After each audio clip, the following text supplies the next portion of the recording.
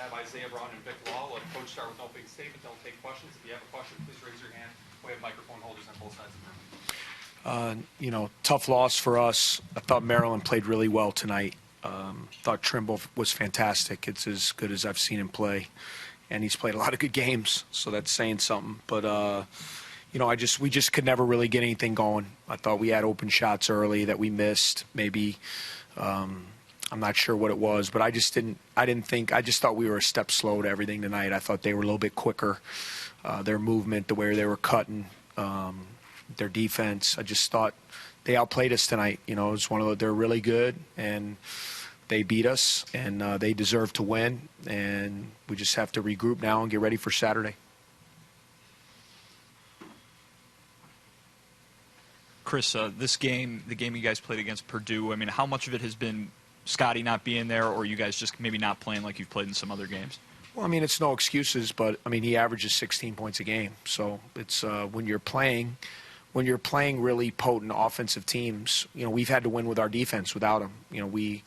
We're not capable right now of throwing up 75, 80 points. We just don't have enough firepower. So, we have to win games 65-60, and Maryland is very potent offensively, and they score the ball, and we just couldn't match that. I thought for stretches our defense was very good. There were times we had breakdowns and where they executed well, but I thought, especially in the first half, we could have been down big. I thought we were staying in the game, even though we were in a big scoring drought, and we just couldn't put it in the hole. The one possession, we had 3 wide open threes. We missed free throws tonight. Sanjay, I think, had a breakaway layup, a 2-on-1 fast break. We missed a layup. It was just one of those nights. We just couldn't put it in the basket. And against a really good team, you're just not going to be able to get away with that. And I thought they played well too. It's not just us not playing well. They made us not play well in a lot of instances. So they deserve to win the game tonight. Coach, when Trimble gets rolling like that, is there anything you guys could have done to stop him, or is it just one of those you just kind of throw your hands up and? Yeah, I mean, I thought, he hasn't been shooting the ball as well from three. That was I think he was 3 for 22 from three coming into the game tonight. I thought what we didn't do a great job of is he's very shifty, and you got to do a good job of trying to stay between him and the basket. I thought he was able to split the ball screens a few times. He was able to get angles to the basket, and he got layups, which is tough. I mean, as a player, when you get layups, then the basket looks really big, when it comes to your jump shot. So I'm sure there's things we could have done a little bit better. When I watch it, I'm sure there were some breakdowns at times, but sometimes too, a really good player is going to have a night like that, and it's going to make it tough. And what the addition of Cowan has done is it has allowed him to be a scorer. He doesn't have to worry about being a point guard. He can be what he is, which is an explosive scorer, and they move him off the ball and they get him in different situations. It used to be where he had the ball a lot. Now they're moving him around. He's coming off screens. He's getting in the lane, and it's tough. It's tough to guard, especially when he's got it rolling like that. You guys were able to cut it to single digits after going down 21. Yeah. How much of that was Isaiah, and how much of that was just the entire team? And then 2, with that crowd behind you, I mean, that was probably some of the loudest you've heard Welsh Shrine in a while. Yeah. No, the crowd was awesome, and I appreciate everybody for coming. And, we got another home game Saturday, so I hope everybody will show up then too. It's disappointing when you don't, when the crowd's and they want to get behind you, and you just never can kind of get over the hump. And they wanted to. I could feel that the crowd wanted to really get into the game, and, we weren't able to come through. But our guys are going to keep fighting. Even when we got down big, we're going to fight. We're going to compete. I mean, we may not play well all the time. We may get beat sometimes, but it's never going to be because of lack of fight, lack of competitiveness, lack of spirit, all those things. So I knew we were going to keep playing. We're not going to lay down in those instances, and we finally saw the ball go in a little bit. I thought Isaiah gave us a nice lift tonight. It's BMAC and Vic have been logging a lot of minutes, and there's been a lot on their plate these last couple weeks, and it's important for some of those other guys to take some of that emotional toll off of them with their, not only their production, but just their spirit out on the court, their enthusiasm, sometimes your teammates can lift you up when you're dragging a little bit. And, I thought Vic and Bryant, I thought they showed a little bit of fatigue tonight. And part of it is when you don't make shots early, and, it's not good. It's easy to feel more tired when things aren't going well. So we'll regroup. It's just like we've had games. We say it all the time. It's an 18-round fight. We've played 13 rounds. We got 5 left. We've won some rounds. We've lost some, and now we got another one on Saturday. It's going to be an important game for us. Coach, 3 pretty quick fouls on Brian in the first half. Yeah. Did that kind of knock you guys off your Yeah. rhythm? For sure. Yeah, no, we're a different team when he's not on the floor. There's no question about it.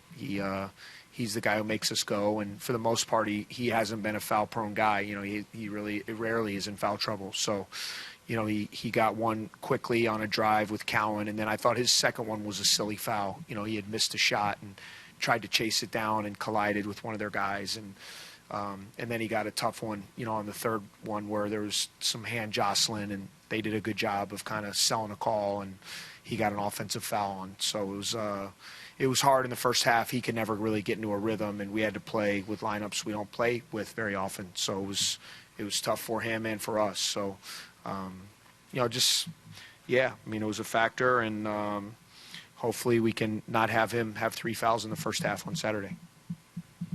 Coach, you said you felt like you were a step slow tonight. How much of that was attributed, do you think, to maybe a hangover from the Wisconsin? I don't know if it was a hangover. I really don't think it was a hangover. I mean, we moved on. And I don't mean it by that. I just think, sometimes as a coach you can feel your team's energy, out on the floor. And, I thought our heads were in the right place. We were definitely ready to play the game. We prepared well for the game. I just felt like tonight we just were a little bit slow. We were just on a rotation. There were a couple times I thought we had chances maybe to get a deflection or grab a loose ball, or, sometimes you see it in your shooting, when you get the open shots and they didn't go down. So no excuses from some. I mean, everybody's playing this kind of schedule. So, I mean, Maryland had a game over the weekend too. So, and they had to travel here. So it's not about that. I just felt as a coach, just watching our team, I just felt we were a little bit slower to the ball than we normally are. And, for us, we don't have a whole lot of margin for error with the guys we're playing with right now. So we have to be sharp, and we have to be good on both ends. We got to execute. We got to make open shots. We missed 10 free throws. We got to make free throws and layups, and in order to beat really good teams like Maryland is. So what will Rutgers bring in that maybe is not indicative of their conference record? Yeah, I mean, I think you guys have followed the Big Ten know. I mean, Rutgers is a tough team. I mean, we have respect. We've played them already, so it's not going to – our guys aren't going to be surprised by their physicality. They're one of the better defensive teams in the conference. They have great size. They have physicality. They're really good on the offensive boards. They make you play a grinded-out type of game. And we had to go up there and win one of those kind of games, where we were losing most of the game. So our guys know what Rutgers brings. They've played, even though their record doesn't show it, they've played a lot of teams really close. They have gone on the road. They've won at Penn State. So there's going to be no going to be no overlooking these guys. Our guys know that these guys are tough. They know they play hard, and they know, we're going to have to play well to win. Coach, back to Isaiah real quickly. After the Purdue game, the talk was he needed to improve his confidence, just needed to get comfortable out there. Where would you assess him now? Yeah, I mean, I thought he was confident tonight. I think a guy like Isaiah, he's not afraid out there. He's going to attack. That's what he knows how to do, is attack, and he can really score the ball. I think what he's learned this year, little by little, is how to be a little bit more efficient with that. When can I be aggressive? When do I need to play in the flow? And he's got much better with that. And tonight was one of those nights we really needed him. We needed him to be aggressive. We needed him to attack because we were having a hard time scoring, and that's something he does really well. So I was proud of him. I thought he gave us a big boost. I thought his energy, thought he made a lot of good plays, and hopefully it'll be something that he can build on going into our next game. Anything else for Coach? All right, thanks, Coach. All right, thank you, guys.